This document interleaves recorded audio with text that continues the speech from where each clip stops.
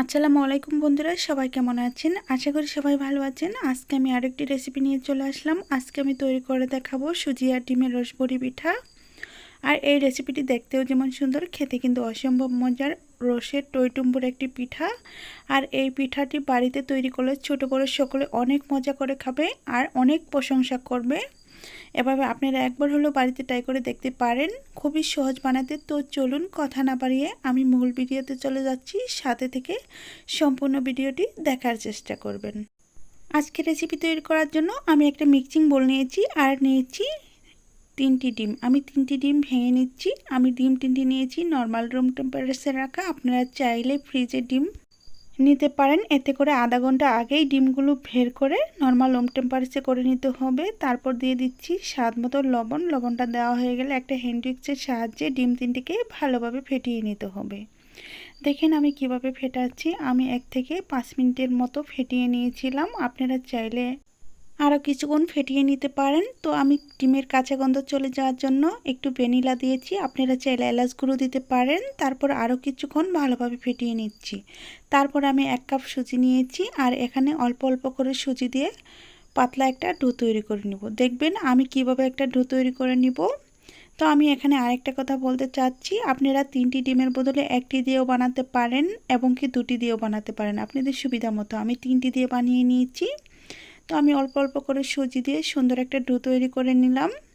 নেওয়া হয়ে গেলে তারপর আমি এটাকে রেস্টে রেখে দেব 10 মিনিটের জন্য। দেখেন আমার ডোটা তৈরি করা হয়ে গেছে প্রায়। এখন আমি এটা একটা প্লেট দিয়ে ঢেকে একটা সাইড করে রেখে দিচ্ছি রেস্টে থাকার জন্য। ততক্ষণে আমি মালাইটা তৈরি করে নিব। মালাই তৈরি করার জন্য চুলায় চলে আসছি। চুলায় এখানে আমি 1 লিটার দুধ নিয়েছি। আপনারা চাইলে 700 গ্রাম বা 500 গ্রামও নিতে পারেন। আমি দুধটা বলক চলে আসার পরে এখানে স্বাদ মতো চিনি দিয়ে দিচ্ছি। আপনারা আপনাদের পছন্দ মতো চিনিটা দিয়ে দিতে পারেন। আর এই দুধের সাথে আপনারা এলাচ গুঁড়োও দিতে পারেন অথবা দারুচিনিও দিতে পারেন ফ্লেভারের জন্য। দেখেন দুধটা একটা বলক চলে আসার পরেই আমি নামিয়ে নিব। আর মালাইটা খুব পাতলা করে নামিয়ে নেওয়ার চেষ্টা করবেন, এতে করে পিঠাগুলো ফুলবে ভালো। এখন আমি এটা চুলা বন্ধ করে রেখে দিচ্ছি। তারপর চলে আসছি রেস্টে রাখা সুজি। দেখেন এই যে সুজিটা এখন অনেকটা সেট হয়ে গেছে আর দেখেন আগের চেয়ে অনেকটা ঘন হয়ে গেছে। তার জন্য আমি বলছি, যখন সুজির ব্যাটারটা তৈরি করব তখন একটু পাতলা রাখার চেষ্টা করব। পরবর্তীতে রেস্টে রাখার পর সুজির ব্যাটারটা এরকম হবে। এখন আমি আরও 1 মিনিটের মতো হ্যান্ড উইক্স দিয়ে নেড়ে চেড়ে মিশিয়ে নিচ্ছি। এখন আমি চুলায় চলে যাব ভাজার জন্য। আমি এই চামচের সাহায্যে ভেজে নিব। তারপর চুলায় আমি পর্যাপ্ত পরিমাণে তেল দিয়ে দিচ্ছিলাম। তেলটা হালকা আঁচে গরম করে নিয়ে তারপর এখানে চামচ দিয়ে পিঠাগুলো একে একে দিয়ে দিচ্ছি। অবশ্যই পিঠাগুলো এইভাবেই দিতে হবে। আর প্রথম যখন আমরা পিঠাগুলো তেলে দিব তখন অনেকটা এবড়ো থেবড়ো মনে হবে, এতে ভয় পাওয়ার কিছু নেই। যখন আমি পিঠাগুলো মালাইতে ছেড়ে দিব তখন কিন্তু আবার টুসটুসে ফুলে গুলুগুলো হয়ে যাবে। দেখেন আমি এখন একটু উল্টিয়ে পাল্টিয়ে নিচ্ছি। আর এই পিঠাগুলো বেশি ভাজার প্রয়োজন নেই, 1 থেকে 3 মিনিটের মতো ভাজলেই পিঠাগুলো রেডি হয়ে যাবে। দেখেন আমার ভাজা হয়ে গেছে। এখন আমি একটা ছাকনা দিয়ে সুন্দরভাবে পিঠাগুলো একটা প্লেটের উপর উঠিয়ে নেব। উঠিয়ে নেওয়া হয়ে গেলে আমি এই গরম পিঠাগুলো গরম মালাইয়ের উপর ছেড়ে দিব। এতে করে মালাইগুলো ঢুকবে। আর একইভাবে আমি সবগুলো পিঠা ভেজে নেব। দেখেন সবগুলো পিঠা ওঠানোর পর কেমন লাগছে। এখন কিন্তু অনেকটা এবড়ো থেবড়ো। এখন আমি দিয়ে দিচ্ছি মালাইয়ের ওপর। দেখেন মালাইতে দেওয়ার পরে যখন আমি 1 থেকে 3 ঘন্টার মতো রেস্টে রাখবো তখন কিন্তু অনেকটা ফুলে ডাবল হয়ে যাবে।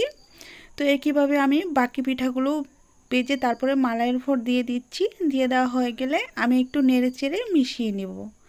দেখেন আমি কিভাবে মিশিয়ে নিচ্ছি। এখন কিন্তু অনেকটাই শক্ত শক্ত মনে হচ্ছে। যখন আমি রেস্টে রেখে ফিরে আসব তখন অনেকটাই ফুলে ডাবল হয়ে যাবে। আমি ভালোভাবে নেড়ে চেড়ে মিশিয়ে নিচ্ছি। এখন একটা ঢাকনা দিয়ে আমি 3 ঘন্টার জন্য পিঠাটা ঢেকে রাখবো।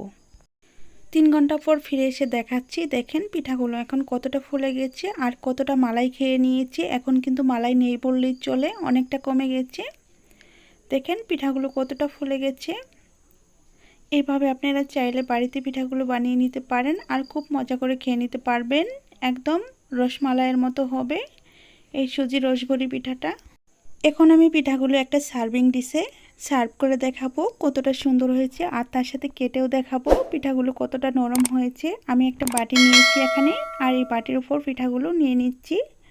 সবগুলো পিঠা নেওয়ার পর দেখেন এখন কিন্তু অনেকটাই সুন্দর লাগছে।